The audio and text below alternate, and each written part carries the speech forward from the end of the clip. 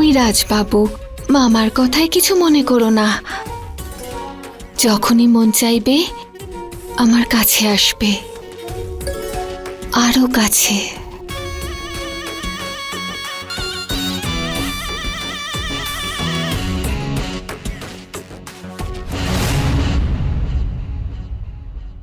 হ্যাঁ পণ্ডিত মশাই। আচ্ছা ঠিক আছে ঠিক আছে, ওকে ওকে। এই দেখো, পণ্ডিত মশাই ফোন করেছিলেন কাল সন্ধ্যা আশীর্বাদের শুভ মুহূর্ত।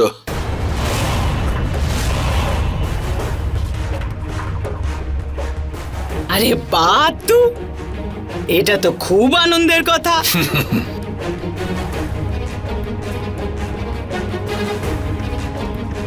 আনন্দ, তেজস্বর বাবুকে শিগগির ফোন করে বলো। নয়না, অনেক কাজ বাকি আছে, আমরা উঠি। চললাম দিদি, চল। হ্যাঁ স্যার, পণ্ডিত মশাই ফোন করেছিলেন, বললেন যে কাল সন্ধ্যা আশীর্বাদের শুভ মুহূর্ত। খুব ভালো খবর দিলেন মিস্টার ঠাকুর। আমি আজই আমাদের ফ্যামিলি জুয়েলারের কাছ থেকে নন্দিনীর গয়নার ডিজাইন আর আশীর্বাদের আংটি পাঠিয়ে দিচ্ছি। দুজনেই তাদের পছন্দ মতো আংটি বেছে নেবে। আপনি রোহিতকেও নন্দিনীর ওখানে পাঠিয়ে দিন। হ্যাঁ, রোহিত পৌঁছে যাবে, ভাববেন না। আর কালকের সন্ধ্যাটা আমাদের সবার জন্য স্মরণীয় করে দিতে চাই। আরে ঠিক তেমনটাই হবে দাদা, আপনি যেমন চাইবেন তেমনই হবে। ওকে, সি ইউ সুন। ওকে।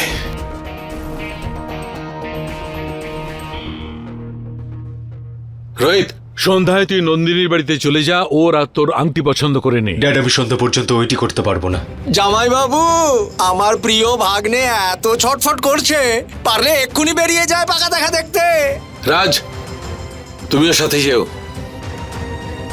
আর হ্যাঁ, তুমি নন্দিনীর বাড়িতে চলে যাও আর আজকে সন্ধ্যের প্ল্যানটা ওকে বলে দাও, ঠিক আছে?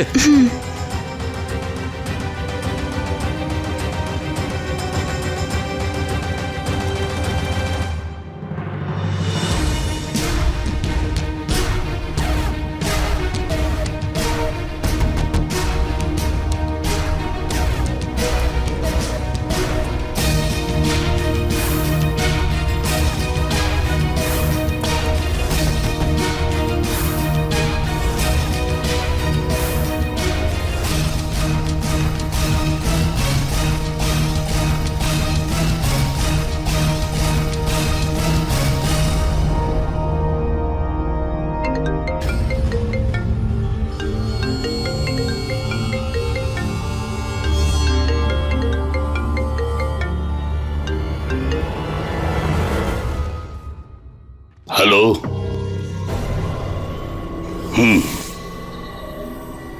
তুমি একদম চিন্তা করো না, সবকিছু সেরকমই চলছে যেরকম আমরা প্ল্যান করেছিলাম। এই আশীর্বাদ তো অবশ্যই হবে, ওসব তুমি আমার উপর ছেড়ে দাও। আর তুমি শুধু নিজের কাজটা করো। নাগমণি কোথায় আছে সেটা তাড়াতাড়ি খোঁজো। ওটা না পেলে আমার এখানে আসাটা ব্যর্থ হয়ে যাবে, আন্ডারস্ট্যান্ড?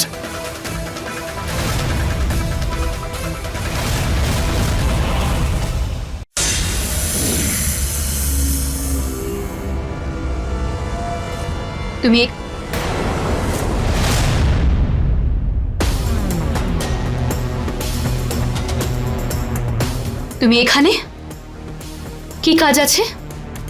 তোমাকে বলবো কেন? না এই বাড়িটা তোমার, আর না আমি তোমার কাজের লোক। চলো সরে যাও রাস্তা থেকে।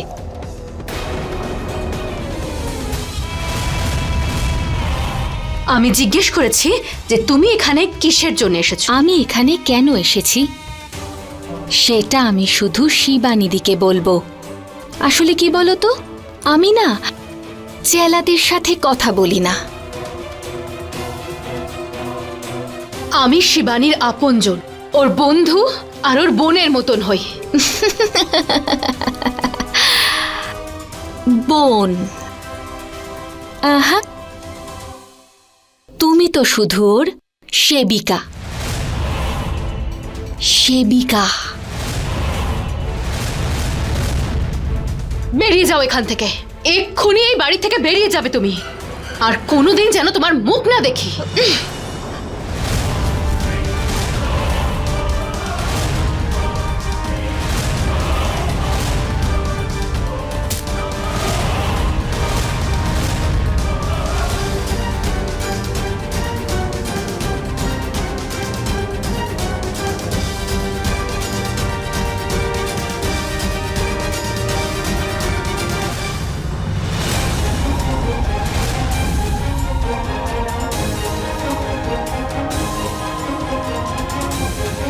কি তোমরা এসব কি করছো?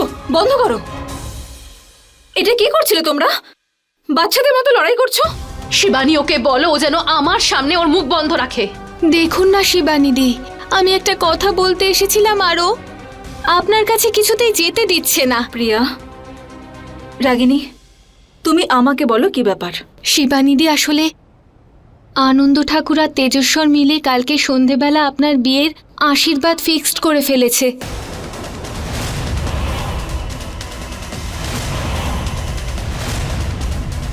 কি?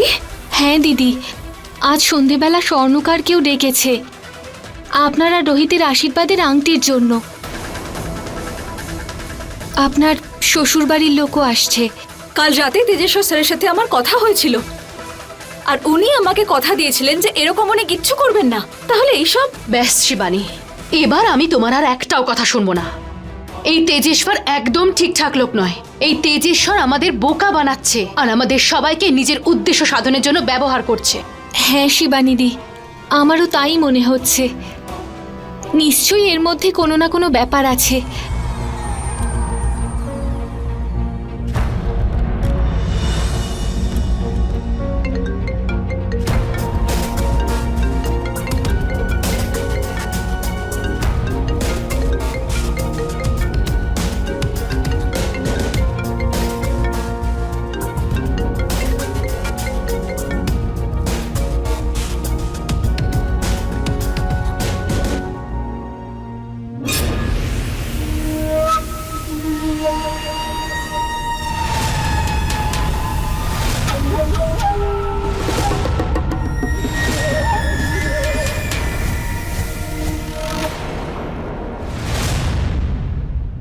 ওর নামের মিছিল বার করব?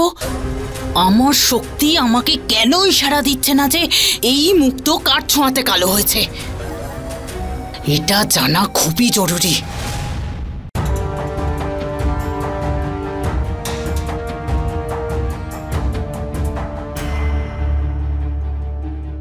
প্রিয়া, আমি স্যার তেজেশ্বরকে সকাল থেকে 50 বার ফোন করে ফেলেছি, কিন্তু উনি একবারও আমার ফোন তোলেননি। আমি কিচ্ছু বুঝতে পারছি না আমি কি করব। তুমি নিজে ওনার বাড়িতে গিয়ে সবকিছু জেনে আসছো না কেন? তুমি ঠিক বলেছো, আমারই যাওয়া উচিত। হ্যাঁ, নন্দিনী, নন্দিনী, দেখো আমরা চলে এসেছি। আমি একা আসিনি, তোমার নতুন ফ্যামিলির সঙ্গে এসেছি।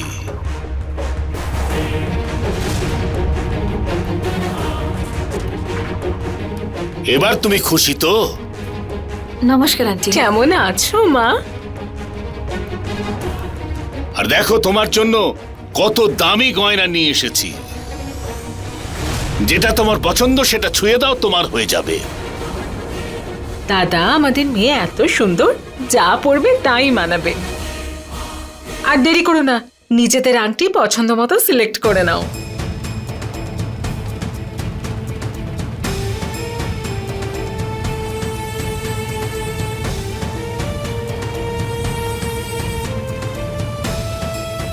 এটা নেব না, এটা এটা বেশি ভালো লাগছে। দেখ নন্দিনী, তোমার পছন্দ হয়েছে?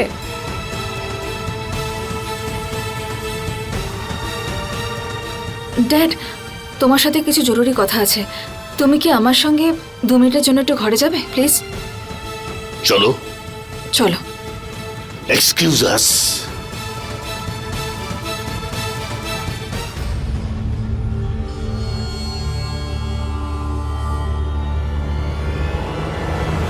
বলো, কি বলতে চাও তুমি? আপনি বাইরে সব কি করছেন? হ্যাঁ, কাল রাতে তো আপনি অন্য কিছুই বলছিলেন।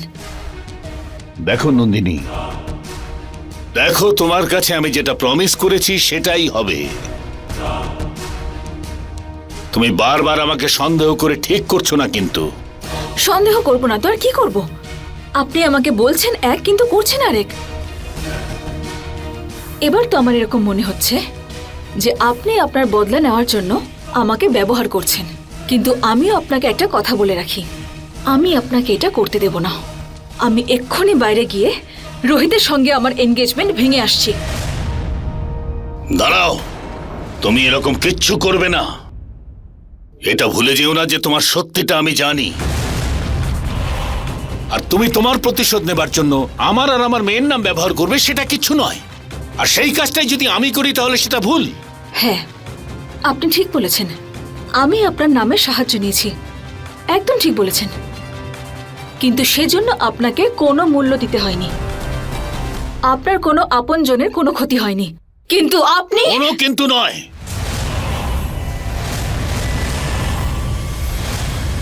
এই খেলাটা তুমি শুরু করেছো আর আমি সেটা শেষ করব, বুঝেছো? কোনো কিন্তু নয়। এই খেলাটা তুমি শুরু করেছো আর আমি সেটা শেষ করব, বুঝেছো?